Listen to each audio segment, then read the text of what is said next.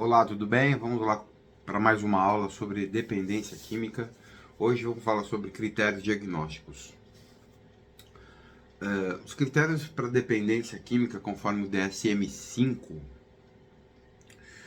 incluem alguns fatores específicos, como forte desejo ou senso de compulsão, dificuldade em controlar o comportamento, sintomas de abstinência, ou o uso de substância para evitá-los. Eu vou salientar esse comentário.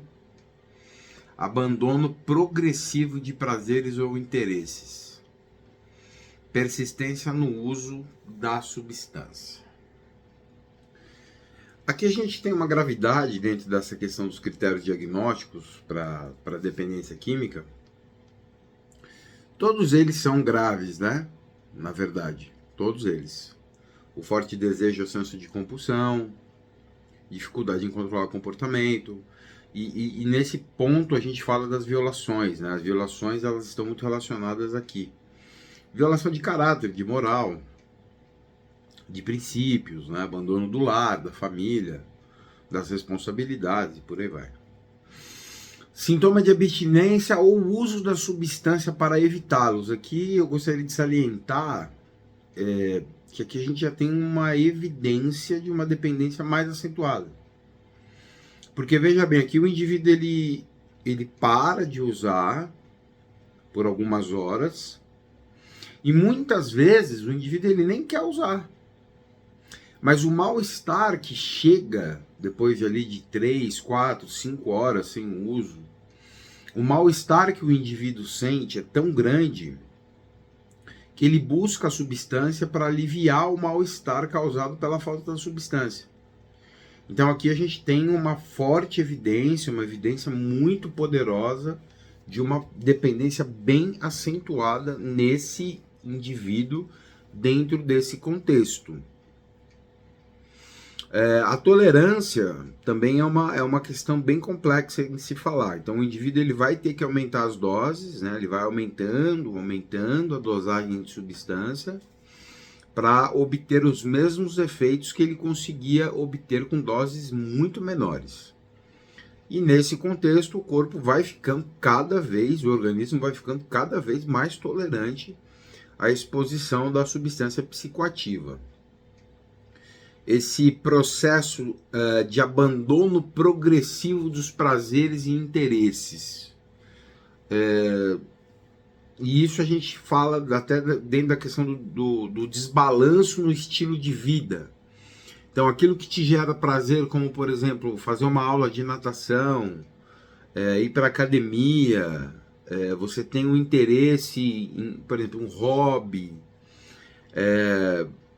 carrinhos, por exemplo, perfumes, enfim, não sei, aquário. Você passa a perder progressivamente o interesse por esses prazeres, né? E você passa então a ter uma persistência maior no uso. E essa persistência pelo uso, ela existe apesar de todos os danos que esse comportamento tem trazido para a vida do indivíduo. Então, apesar de todos os danos, apesar de todos os problemas, o indivíduo ele continua persistindo nesse comportamento de busca pela substância, tá? Para entender o diagnóstico da dependência, observa-se o uso de substância levou a 3 ou mais consequências negativas citadas na vida da pessoa ao longo de 12 meses, acima. Então aqui a gente tem, por exemplo, para você entender bem, para ficar bem claro, então a gente tem, primeiro, forte desejo ou senso de compulsão, dificuldade em controlar o comportamento, sintoma de abstinência ou uso de substância para evitar os sintomas da abstinência, a evidência da tolerância, abandono progressivo de prazeres e interesses, persistência do uso da substância. Para o diagnóstico de dependência, observa-se o uso da substância levou a 3 ou mais consequências negativas citadas acima na vida da pessoa ao longo de um ano. Então isso quer dizer o seguinte: se dentro de 12 meses você apresenta 3 ou mais desses fatores que eu citei aqui, você já tem critérios que te incluem no transtorno por uso de substâncias. Ok? Então essa é a primeira parte. Eu espero que você tenha compreendido. Agora vamos para a segunda parte ainda desse mesmo tema. Entender a recaída e seus sintomas. Vamos ler esse texto que é interessante. A recaída se define como qualquer transgressão no comportamento ou estilo de vida anterior, depois de um período inicial de abstinência e de mudanças no estilo de vida. Então vamos entender isso claramente. Vamos buscar uma compreensão de sobriedade mais acentuada. Então veja bem. Qualquer transgressão no comportamento ou estilo de vida anterior. Então você parou de usar substâncias, você abandonou as substâncias, você adotou bons comportamentos, você adotou boas atitudes, você adquiriu novos hábitos e de alguma forma você, ou por algum motivo, você transgrediu essas normas que você colocou para você desenvolver o seu estilo de vida, tá? Então aqui a gente tem a questão da recaída abstemiológica, e a gente vai falar sobre a recaída comportamental. No caso do estilo de vida, vai incluir pessoas, ambientes, ou seja, sociedade. Então a gente vai falar de uma recaída social. Então a recaída se define como qualquer transgressão no comportamento ou estilo de vida anterior, depois de um período inicial de abstinência e de mudanças no estilo de vida. Ou seja, houveram mudanças no estilo de vida, mas o indivíduo ele readotou um estilo de vida inadequado.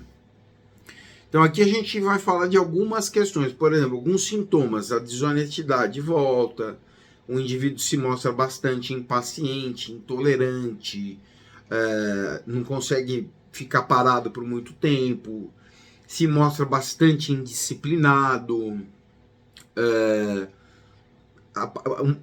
de certa forma uma tendência à depressão, ele passa a apresentar uma tendência à depressão, frustração.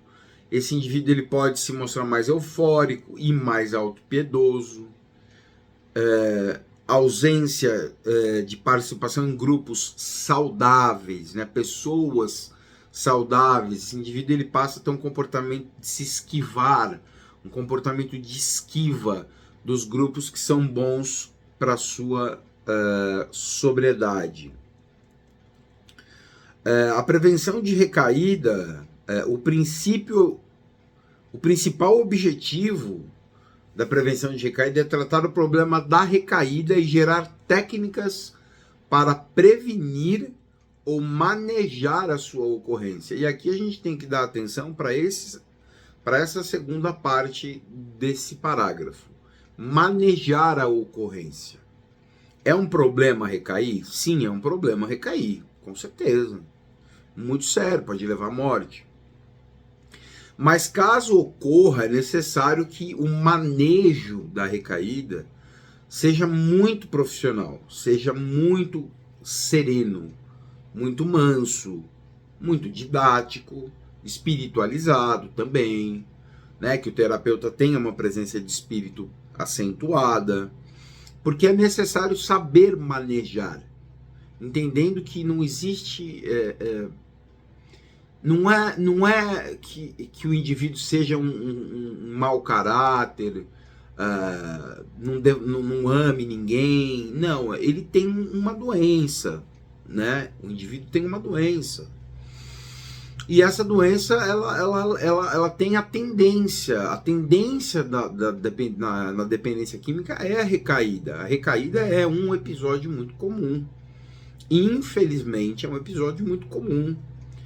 Durante o processo da entrevista motivacional, que algumas pessoas se equivocam, pensam que as fases motivacionais, pré-contemplação, contemplação, ação, manutenção, etc. Faz parte da terapia cognitivo-comportamental, não faz, é da entrevista motivacional, que é uma das 3 modalidades terapêuticas que nós utilizamos hoje, que são as melhores, que é o plano de prevenção de recaída, o treinamento de habilidades sociais e enfrentamento de situações de alto risco, né, que é a prevenção de recaída, que mudou o nome, a entrevista motivacional e a terapia cognitivo-comportamental.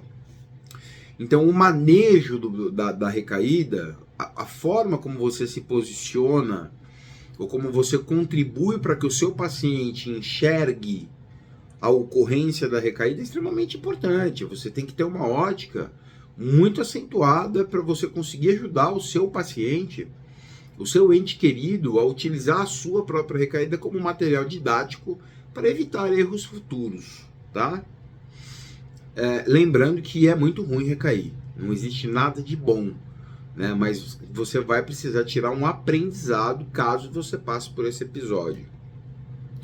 O foco primário da prevenção de recaída é manter a mudança de hábitos. Presta atenção nesses textos que são muito interessantes, tá? Você raramente vai achar textos como esses meus aqui. É manter a mudança de hábitos e se precipitar a situações de risco. Então você precisa, por exemplo, imagina que você vai num casamento, num sítio que foi alugado, e você está em recuperação. Você tem que estar preparado, e aí entra a parte cognitiva e comportamental, você tem que antecipar e ter os seus mecanismos de ação para quando por exemplo, quando eu chegar no casamento, a galera tá lá e tá todo mundo bebendo e usando droga. Tem uma galera lá no canto bebendo e cheirando cocaína. O que eu vou fazer? E isso a gente chama de repertório de enfrentamento. É uma situação que muitas vezes é inevitável. Muitas vezes é o casamento do seu irmão, né? Você não vai deixar de ir. Você vai ter que enfrentar. E eu sou... quando eu gerencio casos... os casos que eu gerencio com o enfrentamento. O evite também é uma forma. O evite ele é utilizado quando realmente dá, porque muitas vezes existem situações que são inevitáveis, e quando as situações inevitáveis ocorrem, você precisa enfrentar. Então você tem que ter habilidades de enfrentamento eficaz.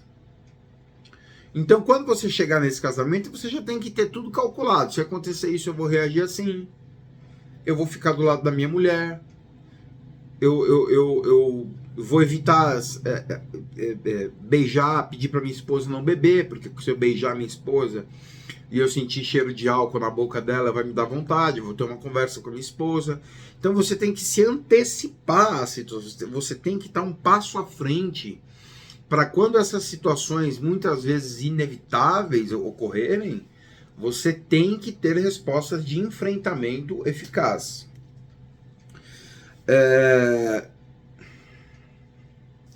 Recair, voltar a usar drogas, recair, eu vou usar o termo recair aqui como uso de droga, mas a gente sabe que tem uso, reuso, lapso, violação de abstinência. É um descuido com a sua sobriedade, é uma falha na sua recuperação, é um processo que é uma inabilidade? Então, aí a gente tem que entender que um pouco de cada coisa. Então, por isso que eu sempre falo, você tem que saber, acima de tudo, fazer a leitura dos seus estados emocionais. Como que estão as minhas emoções? Os meus estados emocionais hoje, eles estão de que forma? Isso é muito importante. Essa forma de tratamento promove o aumento da consciência e escolha do paciente frente ao problema, desenvolvendo habilidades de enfrentamento, a maior confiança, controle e autoeficácia em suas vidas. Sabe quando você vai no shopping, você está passeando no shopping e você vê aquele postinho amarelinho escrito piso molhado e você tem que passar por ali? Existem sinais no processo de recaída que são esse postinho amarelinho, esse tripézinho que eles colocam lá. E aí você tem que passar por ali, mas você pisa devagarzinho, né, para evitar um escorregão. Acontece que, usando esse exemplo, dentro do processo de prevenção de recaída, no treinamento de habilidades sociais e enfrentamento de situações, nem sempre você vai ter um aviso de que o chão está molhado. Por isso que você tem que ter total percepção dos seus estados emocionais. Isso é extremamente importante. Isso vai evitar muitos deslizes que você pode ter dentro do seu processo. Então você tem que ter uma consciência e escolha do repertório que você vai aplicar. Você precisa ter uma forma de se preparar para episódios mais complexos, por mais complexos e mais sutis, porque a recaída nem sempre ela vem como um pé na porta.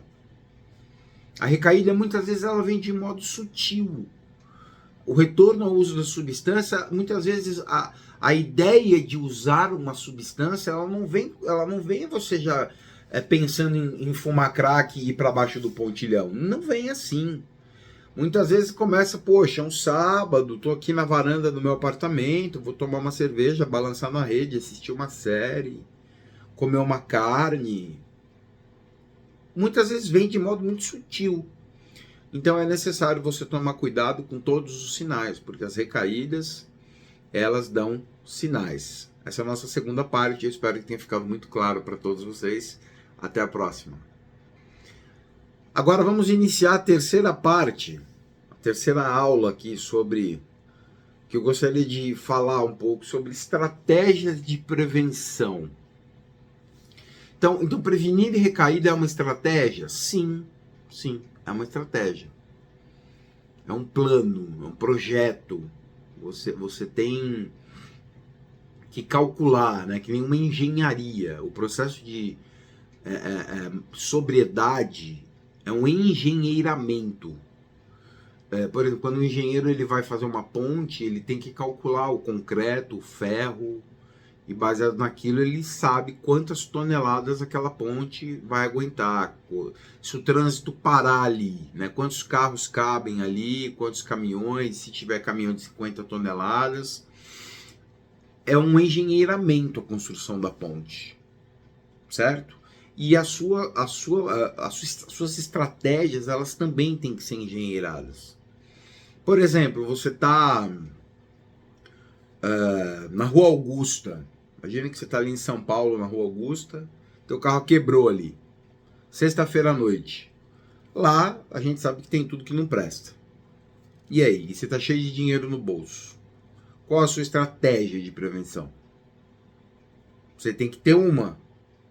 Certo? E a gente vai... Porque se você não tiver uma estratégia de prevenção, você vai cair. Isso é fato. Porque você, nesse exemplo da Rua Augusta, por exemplo, sexta-feira à noite, dinheiro no bolso, tal, pá, pessoas inadequadas, lugares inadequados, drogas ali à disposição de todos.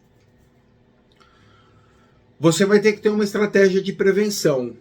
E aí, o que você vai fazer? Você vai ligar? Vai ligar para sua esposa, para sua namorada, para sua mãe. Mãe, quebrou aqui na Rua Augusta, vem pra cá, corre pra cá, eu tô com dinheiro, tem gente aqui do lado vendendo droga, tem prostituição aqui do lado e eu tô há um ano limpo só, preciso de ajuda, corre pra cá. Enfim, você vai ter que fazer alguma coisa, você tem que criar uma estratégia de enfrentamento. E isso não é fraqueza. Você não pode ter essa interpretação de que é fraqueza, ok? Você tem que entender que o processo é assim, você tem que enfrentar e acabou, e tá tudo certo. Você não é um fracassado porque você precisa de ajuda. Vamos entender que prevenir um lapso inicial e manter a abstinência ou as metas de tratamento de redução de danos. Prevenir um lapso inicial, então, assim, na literatura científica, técnica, nós consideramos o lapso, ok? Vamos entender essa conceituação de lapso. O lapso é uso de drogas? Não, não é. Não necessariamente um lapso ele está relacionado a usar drogas, tá? Mas o lapso ele sempre estará relacionado a você entrar e sair de uma situação adversa. Você fala, pô, meu, eu vou lá naquele barzinho. Você vai lá e você fala, meu, esse lugar tá inadequado. Você sai, volta para casa. Poxa, o que eu tava na cabeça que eu fui naquele bar onde tem droga, pessoas inadequadas e tudo errado. Então isso é um lapso. A gente chama isso de lapso também. Mas existe o lapso abstemiológico? Também existe o lapso abstemiológico. O lapso abstemiológico é quando você tem alguma displicência na sua sobriedade. Sobriedade, tá? Eu não tô falando da droga agora, tô falando da sua sobriedade, da sua lucidez, do seu equilíbrio, da sua gestão emocional, do gerenciamento do seu repertório de enfrentamento de situações. E você usa a droga.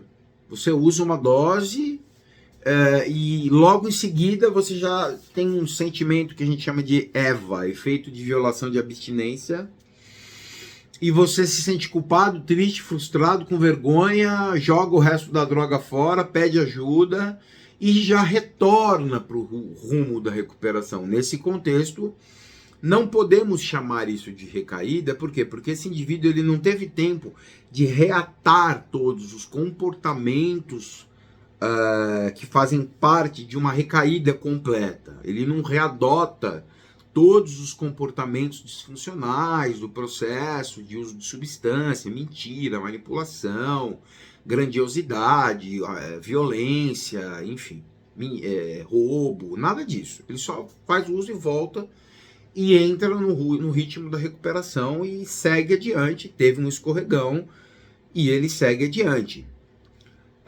E ali ele tem um revés no tratamento. Ele escorregou ali. Algumas pessoas vão falar contra essa ótica. E tá tudo bem, não tem problema, mas isso é técnico e científico, tá? O que eu ensino nas minhas aulas não são ensinamentos baseados em senso comum e nem o que eu acho, mas são ensinamentos técnicos e científicos, embasados nas universidades federais maravilhosas que nós temos no nosso país e também em outros países. Então é uma questão em que as metas, elas por alguns minutos ou algumas horas, você deixa suas metas de vida de lado para você buscar aquele prazer, e aí você é como se você tivesse um despertar e falasse, poxa vida, o que eu fiz? E você retorna para a recuperação. Então não é produtivo, eu acredito, muito ao contrário, eu acredito que é contraproducente você chegar para um indivíduo que tomou uma lata de cerveja, por exemplo, uma lata de cerveja, e o cara estava 3 anos limpo, e você falar, meu, você recaiu, já era, voltou para o final da fila, estaca zero. Então, eu não consigo, profissionalmente falando, eu não consigo ver o que um ato radical desse produziria de bom nesse paciente que está há 3 anos em sobriedade.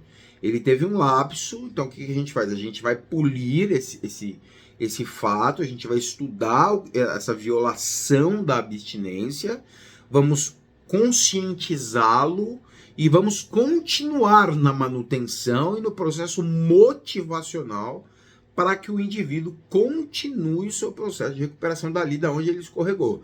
Levante e siga adiante. Não existe volta para o final da fila.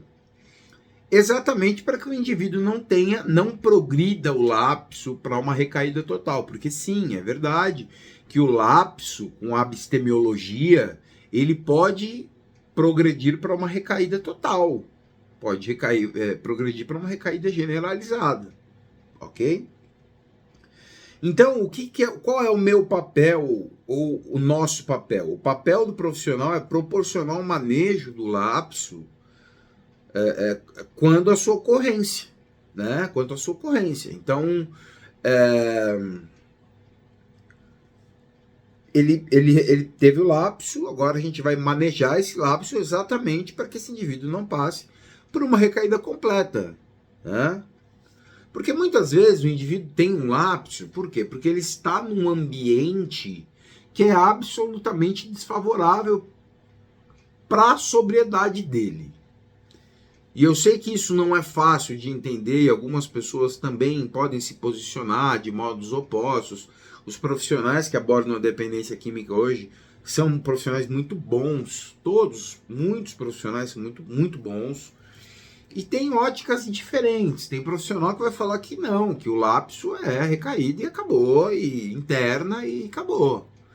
Eu já não tenho essa ótica. A minha ótica é uma ótica, ela é mais técnica, profissional e não, eu não vou dizer flexível, porque quando um paciente meu passa por um lapso, ele passa por um processo de psicoterapia comigo, onde ele é confrontado com aquela violação que ele forneceu para a sobriedade dele, né?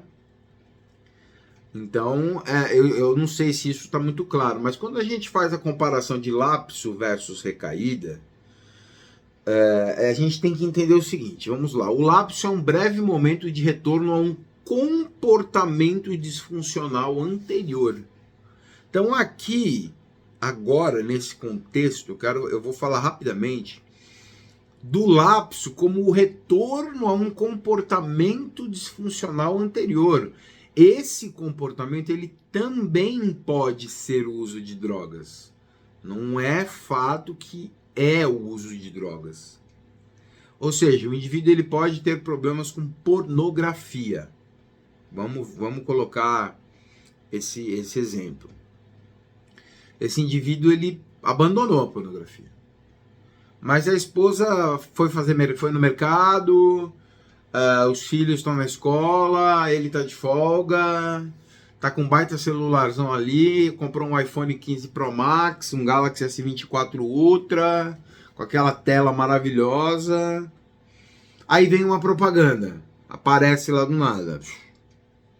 O indivíduo ele vai lá, ele abre aquele sitezinho, ele olha para os cantos, ele vê que está propício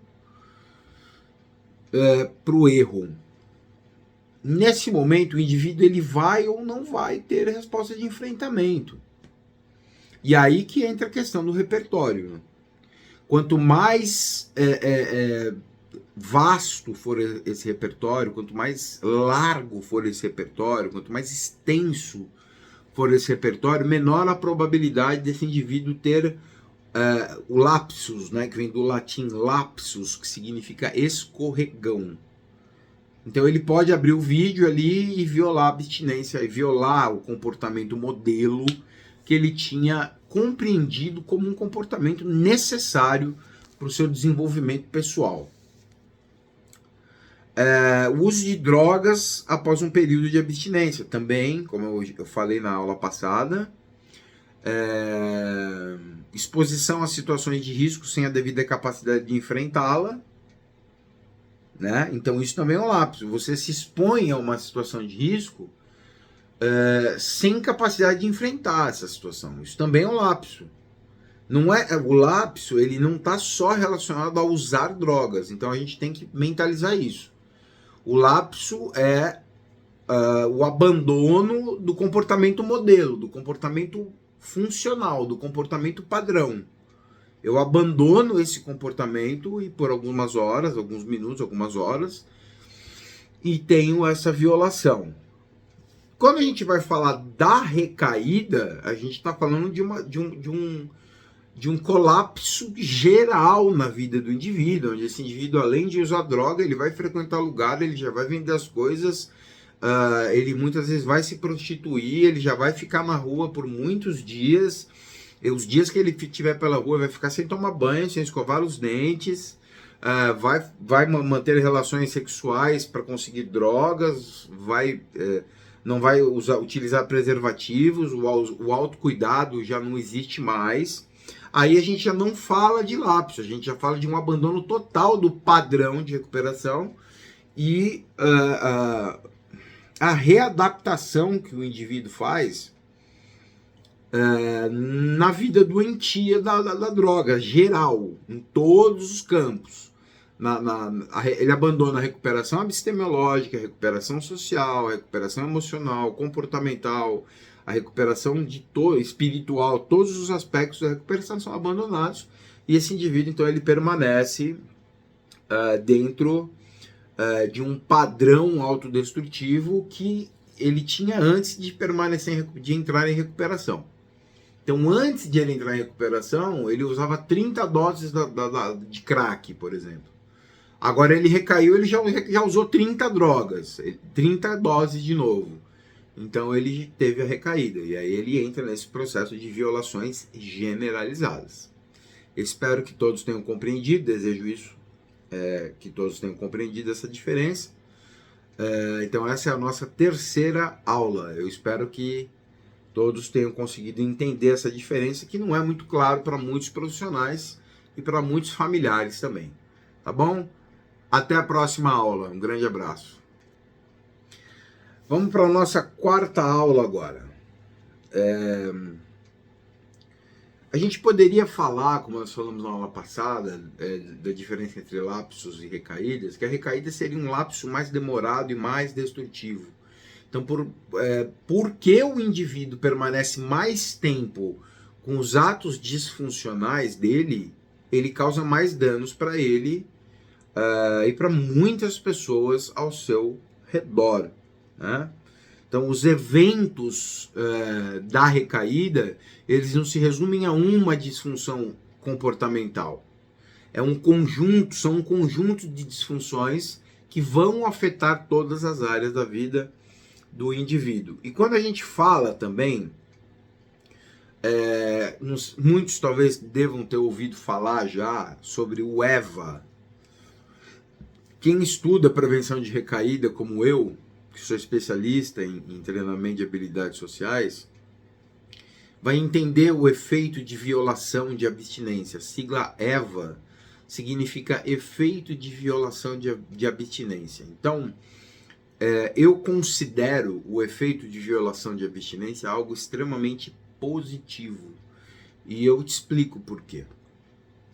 Porque o indivíduo, ele se sente culpado, ele se sente triste, ele se sente frustrado. Porém, existem dois lados, tá? Existem dois lados, sem sombra de dúvida. Ele cede à tentação, né? Vamos utilizar esse termo, né? É meio bíblico, né? Tentação, né? Meio cristão. Mas ele cede à tentação e ele decide consumir ou ele decide agir de um modo destrutivo. Mas, no fundo, ele foca na mente dele aquilo que nós chamamos de expectativa de resultado positivo no efeito do comportamento. A gente vai falar no efeito da droga, não necessariamente. Pode ser no efeito do comportamento, como assistir pornografia, por exemplo, masturbação, jogo. Ele tem uma expectativa positiva naquilo. Eu vou me sentir melhor com isso. Isso é um exemplo.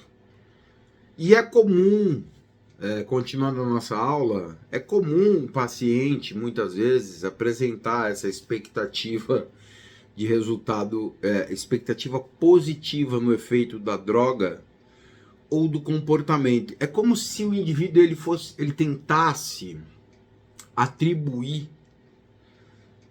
a substância ou aquela droga, aquele produto, aquele ato, uma forma de se sentir melhor. É como assim, por exemplo, vou dar um exemplo bem simples aqui. Eu vou numa churrascaria.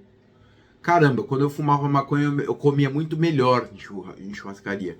Então, se eu fumar um baseado, eu vou comer melhor. Eu vou aproveitar mais. Isso é uma expectativa positiva no resultado, no efeito da substância. Ou a expectativa positiva em um comportamento nocivo, como desonestidade, por exemplo. Você vê ali, você viu que a pessoa deixou cair ali 2 notas de R$200. Você tem poxa, eu tô precisando, né? Agachado não é roubado, né? Aí a gente já fala de crenças facilitadoras e de permissão. Né? Ele tem e o indivíduo ele tem isso, ele coloca isso na cabeça, mas é um ato desonesto. Mas ele tenta criar como se, na mente dele, ele tenta colocar como se aquele comportamento fosse um comportamento irrelevante. E não é.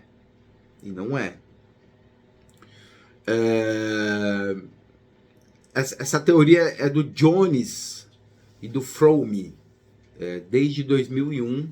São dois autores que trabalham essa questão do efeito de violação de abstinência. São dois autores fenomenais, inclusive, que falam muito também. Claro que nada se compara ao Marlatt e ao Gordon, né, e ao Dennis Donovan, né, que são os melhores, são os mestres da prevenção de recaída, mas esses autores também são muito bons, tá? Então eu indico a vocês que vocês busquem esses livros desses autores aqui.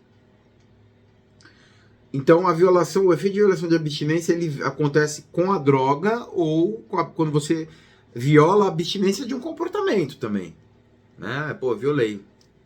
Pô, me propus a fazer 1 hora de bicicleta ergométrica por dia, hoje eu não fiz. Pô, violei um pacto que eu tinha que é em prol da minha qualidade de vida. E você vai sentir culpa, vai se sentir chateado, pô, deveria ter feito. Mas isso mostra que você tá consciente que aquilo é importante para você. Então existe um lado bom nesse efeito, tá? A próxima questão aqui, agora, que eu quero deixar claro, é sobre o efeito de violação da abstinência, os indivíduos que optam por ceder. Então isso é uma coisa que, por mais que seja difícil para algumas pessoas entender isso, e eu sei que alguns indivíduos escolhem ceder à tentação. Isso é uma pergunta que é muito interessante e acho que a gente tem que se fazer essa pergunta. Nós, quando estamos entrevistando ou interpretando uma situação de um paciente, ou como dependente químico mesmo, quando eu estou olhando a minha história, eu optei por ceder a essa tentação? Eu fiz a escolha de ceder? Porque o que vai acontecer? Muitas pessoas vão apontar o dedo para você e vão falar, você optou por recair. E isso acontece muito. As pessoas elas ficam te culpando e te crucificando, te julgando, até buscando te humilhar em cima dessas falhas que infelizmente elas podem ocorrer e elas precisam somente ser bem gerenciadas para que a gente possa colocar o paciente em uma boa rota de recuperação novamente. Então existe sim pacientes, indivíduos que optam por ceder à tentação. É verdade, por mais triste que seja, eles escolhem, né? Eles optam, eles escolhem ceder. Eu vou fazer, pronto, decidido. Só hoje. E muitas vezes eles usam, né, esse termo dos grupos anônimos, que é uma forma que nós temos aí, que eu entendo também, que é uma forma de tentar, é uma forma de tentar lidar com a ansiedade até, né, viver hoje, só por hoje. Mas muitos indivíduos que têm uma tendência à manipulação, eles utilizam isso de modo manipulador, né? Só por hoje eu vou beber. Vou beber só hoje. A cerveja artesanal é um dia especial, é um aniversário. Então esse indivíduo ele entra num processo que nós chamamos de autossabotagem. É uma autossabotagem mórbida, que pode custar a vida desse indivíduo, né? Um único episódio de uso, o indivíduo pode morrer, né? Pode. O que acontece dentro do efeito de violação de abstinência, que eu acho muito importante falar para as pessoas, é um processo que nós chamamos de autorresponsabilização excessiva.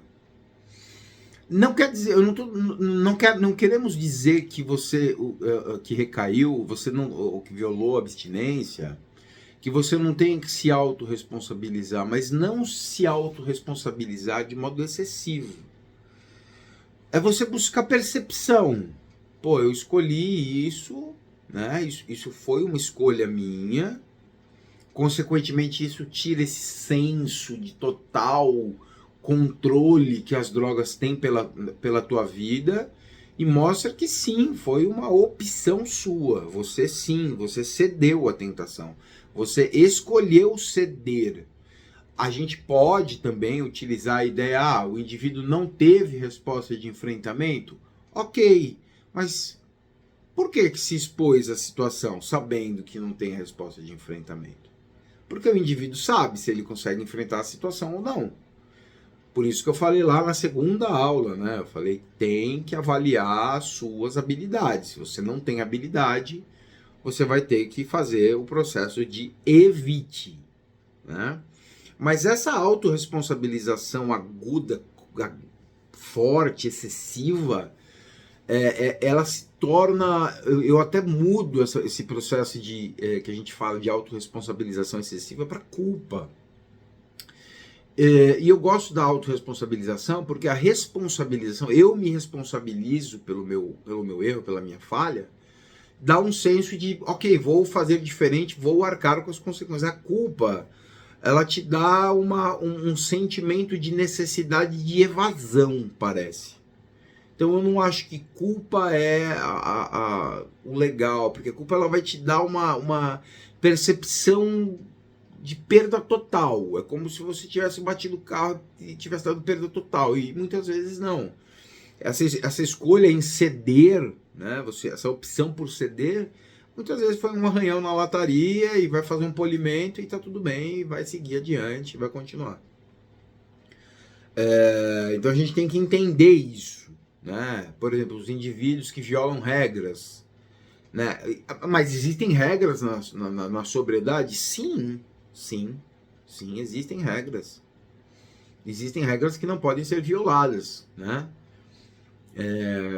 As regras, elas não foram feitas para serem quebradas.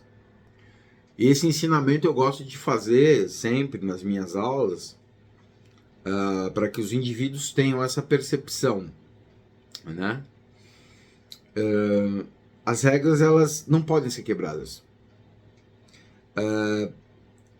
O que é, na verdade, esse processo de efeito de violação de abstinência? É exatamente esse fato de que você impõe para você, dependente, recuperação, você impõe para você, individualmente, é seu isso, um conjunto de regras e normas. Então a gente coloca isso como um conjunto de normas e regras autoimpostas que servem para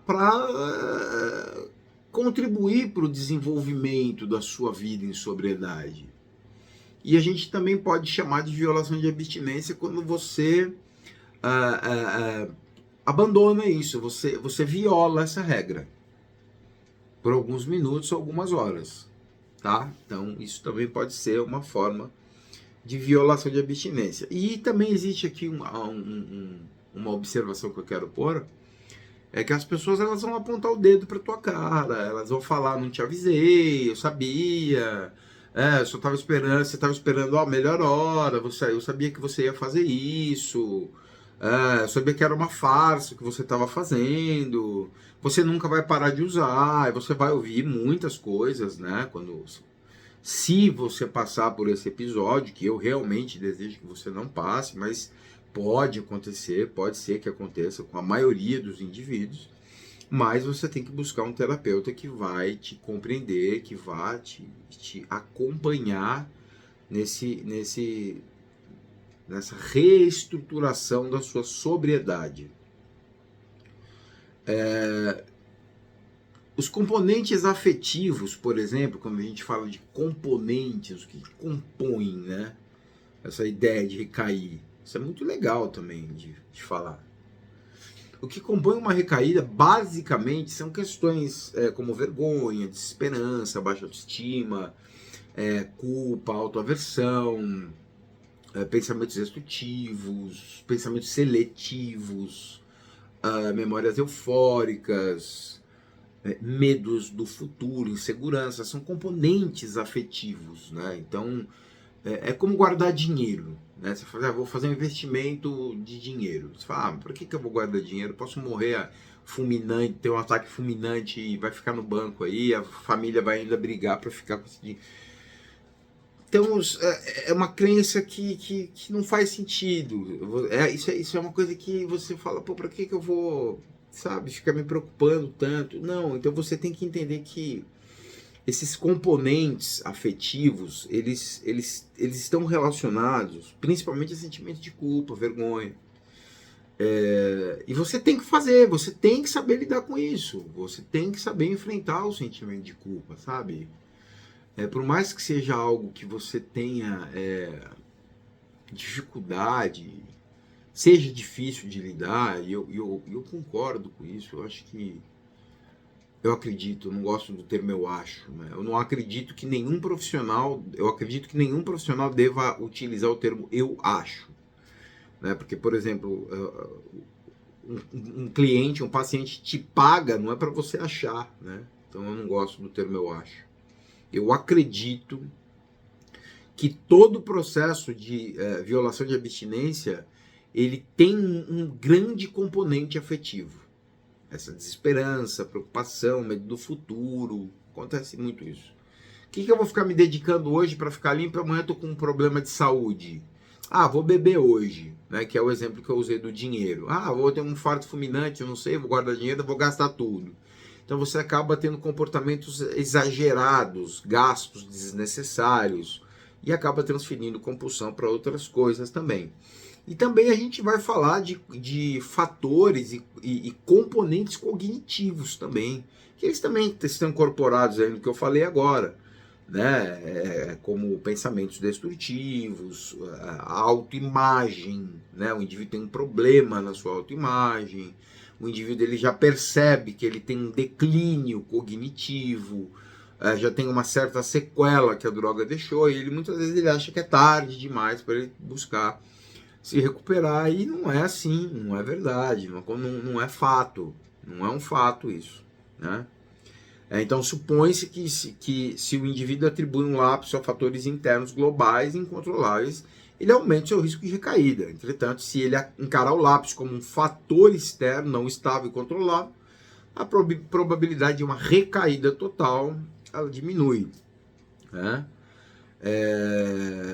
Por exemplo, uma questão cognitiva, né, que eu quero dar aqui, o indivíduo encara o lapso como um fracasso irreparável, né? O indivíduo ele faz a leitura cognitiva do lapso como um fracasso irreparável da sua sobriedade, e não é, tá?